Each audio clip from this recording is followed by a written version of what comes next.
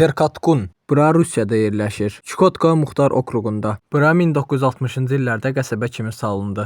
Burada dağ kristalları çıxardırdılar və oranın işçiləri üçün yaşayış məntəqəsi salınmışdı. Buranın iqtisadiyyatı təbii sərvətlərdən asılı idi. Yəni dağ kristalı demək olar ki, qəsəbənin bütün gəliri idi. Buranın iqliminə gələndə bura dəhşət soyuq yer idi. Qışda hava burada 60 dərəcəyə qədər düşə bilirdi.